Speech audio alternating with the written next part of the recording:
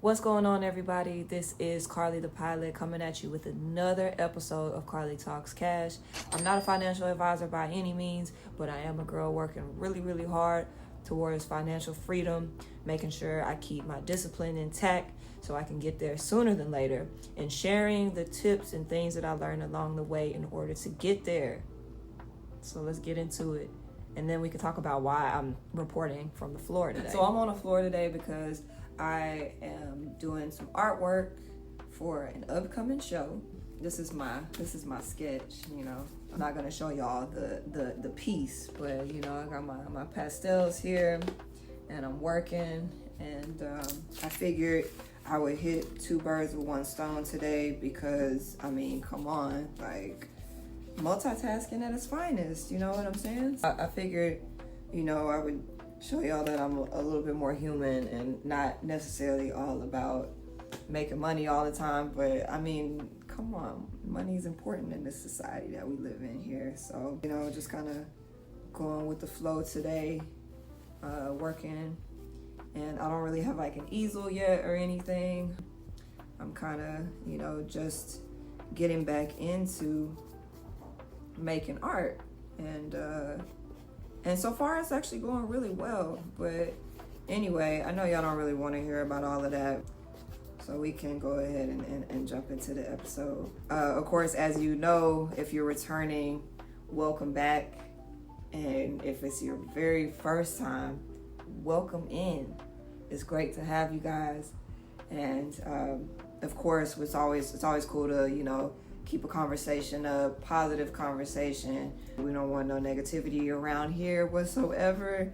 We want to keep it real, keep it positive. You know, I know I'm fully aware that I don't know everything, but I do like to, of course, like I said, share the knowledge that I'm learning along the way. And you guys are more than welcome to share what it is that you know, what it is that you're learning, what it is that you might want to try, or if you have questions or whatever it might be, you know, we can open up a conversation about that. I appreciate interaction. I know I don't have a whole lot of subscribers yet, but that's why it's important to go ahead and click that subscribe button so you can get the episodes when they do come out, and you can kind of stay on top of the knowledge that I'm sharing, and then that way you can contribute as the episodes come out. I've been super busy, crazy busy with school work and earning certifications and doing the work for this art show. And so I haven't really been able to do a video yet, but here I am now, and we're gonna make it happen. So let's go ahead and get into these 3 points, shall we? Yes, we shall. All right, y'all, since the intro was a little long, let's go ahead and go over the first point. Go ahead and jump right in, you know, make it happen, talk about what we came here to talk about. You know what I mean? The very first point is just more of like a mentality thing around finances. Please remain humble, of course, but don't be so humble that you hide yourself, that you hide your talents, that, you know, you don't put yourself out there and try to grasp opportunities and things that, you know, you feel like you might want to take a chance on. That's my point there. And I want you guys to know what I mean by that is we are capable of so much, and sometimes we shrink ourselves back to either make other people feel comfortable around us or avoid that responsibility or that growth or the success or whatever, or the failures that come along with taking the next steps. But if something is nudging at you on the inside and you're like, you know, I want to do that. That's something I want to try. You know, now granted, it may not be the right time, you know, to pursue that thing, or, you know, whatever the case may be. You know, it might not be. But let me tell you this.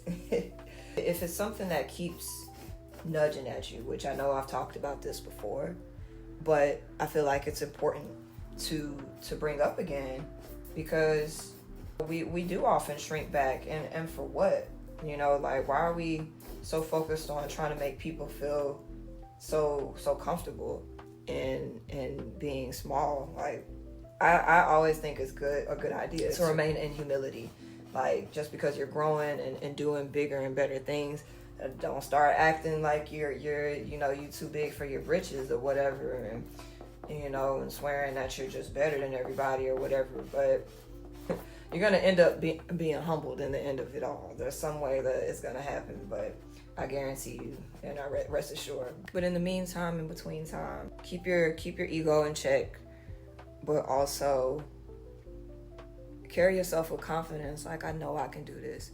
And if somebody doesn't have my back when I grow, or when I'm getting better at something, or when I'm finally taking a chance or starting to get opportunities and things like that, then those people may not be for you, or maybe that's a side conversation for another day. Like, hey, I feel like, there's some things that we need to address here. And and then that's probably gonna be a very good point to bring up later on. But that right there, like I said, don't be so humble that you're hiding yourself away from the world when there's just so much out there that we can do and that we can take advantage of. So I believe in y'all, and keep pushing forward. Let's go to point two. Point two. Y'all, we're in the middle of tax season right now. You have up until about April 15th to file your taxes. Now, everybody's situation is different. Everybody has different household situations, dependents, marriage, 1099s, and whatever. There's so many different. Everybody's tax situation is different. Let's just put it that way. Really, what the whole point of this point is which this is probably going to be my shortest point, but if you find that something in your tax information isn't right, say you get mailed, you either get your tax form in like an email, or it's mailed to you in snail mail, that can be fixed.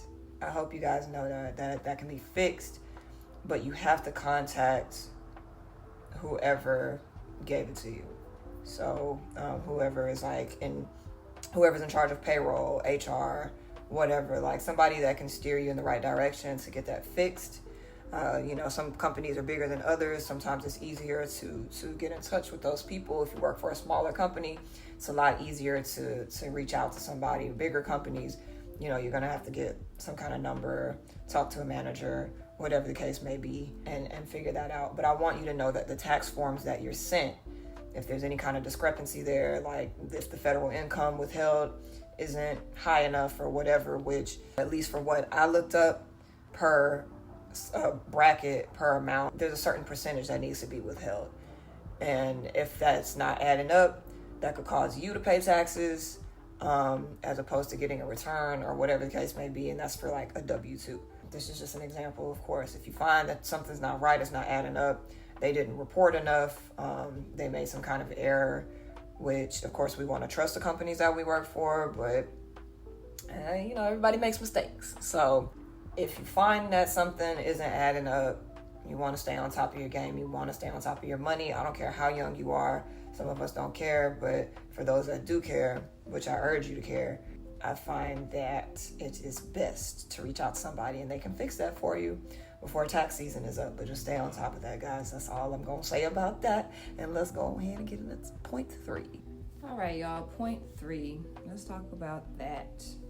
The last and final point of this so entertaining video. I stumbled upon some information a while ago, actually, that was pretty interesting. If you already have your car paid off, this is not about you. In the event that, of course, or like whenever it is that you get a new car, or whatever it is that might happen for you in the future, or when you get a car, or if you are currently making car payments, this is really geared basically towards people that are making car payments right now. What I have heard from people that work at the dealership and people that work at the bank and people that are actual financial experts, unlike myself, I'm just kind of learning stuff along the way. What I have heard is what you can do in order to pay off your car faster, because while you're paying off your car, of course, your car truly belongs to the bank. It doesn't actually belong to you. That's why you don't have the title until you pay it off. And that's why it can get repossessed if you stop making payments. So it's not really yours.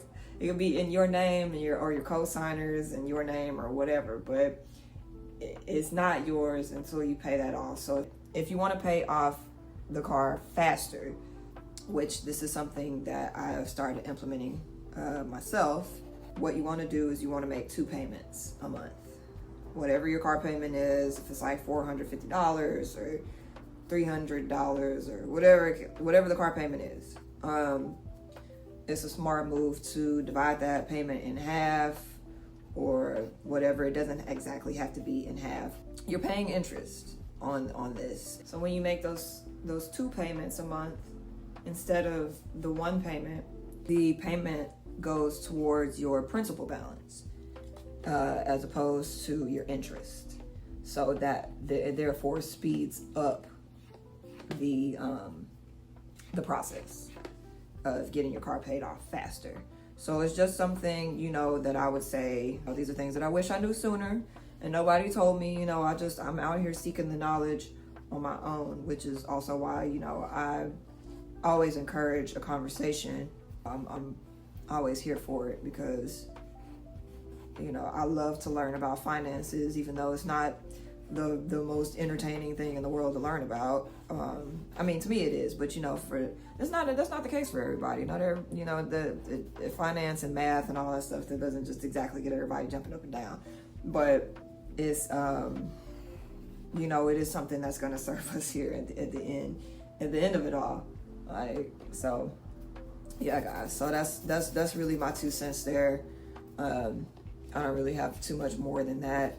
You guys are important to me as far as, especially like my young people. My heart goes out to y'all. We aren't always given, financial knowledge, and it's not always our fault. And then apparently, on another note here, some car companies give you the opportunity to actually make a payment towards your principal balance, as opposed to just, putting it towards like that monthly payment.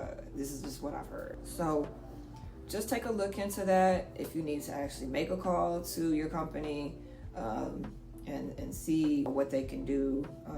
If you're just confused about it and you can't find it on the interface on the platform in which you pay for your car, I would just recommend maybe looking into that, seeing who you could reach out to about it and get the information that you need.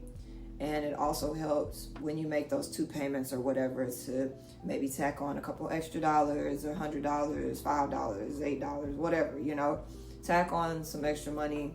It'll get you to get in that title faster, and then therefore that'll give you more finances to put into the stock market or to invest in other things, or finally start up those projects you want to start up, and keep your car fixed up and all of that cool stuff. So even sell it if you want to sell it, if it's that time and you want to get something else and you just feel like jumping back into a car payment. Please, people, point A to point B, there's nothing wrong with that. I know sometimes we want to get a car for looks, but think about it. Who are we doing this for? Are we trying to just impress people? Or are we trying to be good to ourselves and our pocketbooks and our futures? I love you guys. I believe in you guys. And I appreciate y'all for checking this video out. Like, subscribe, share, talk about it. You guys have a wonderful, wonderful evening, and I will see y'all again very soon. Take care.